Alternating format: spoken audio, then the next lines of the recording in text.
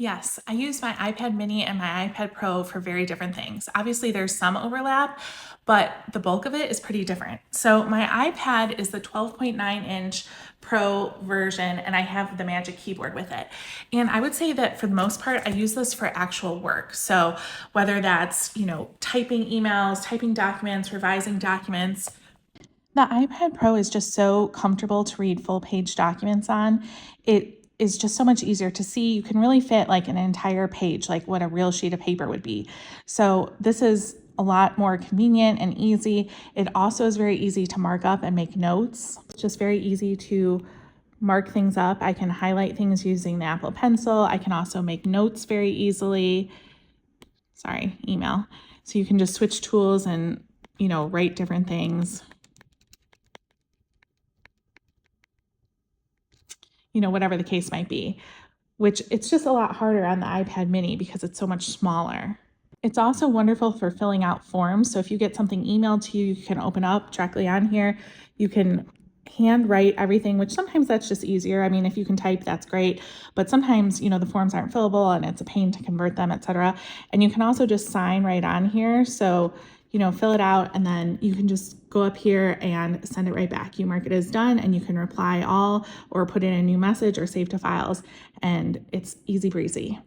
With the recent software update, you can actually use your iPad Pro or any iPad, I think, as a second monitor. The feature is called Sidecar. So like, for example, here I have this screen CNN. I can actually just drag it here.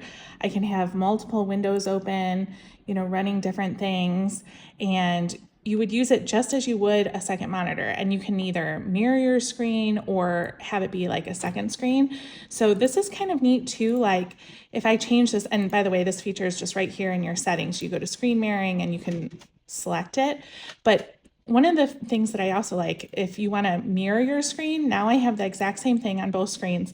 So if I'm working with someone else, I can actually turn this around and they have the exact same screen as I do on my MacBook. So it's just, the iPad Pro is really very functional for work for a lot of different reasons. And I also use the iPad Pro when I travel a ton. So that's when I will use it for like consumption of entertainment. If I'm in a hotel or an Airbnb, I'll watch Netflix on it, Hulu, my actual TV show recordings, whatever. I will kind of use it like a TV. So that is great. And kind of also like a computer replacement. It doesn't quite replace my MacBook Pro, but if I'm going on a quick trip or something like that, it allows me to actually leave my MacBook at home, which is very nice. But the thing is, even without the case on it, this is just so big.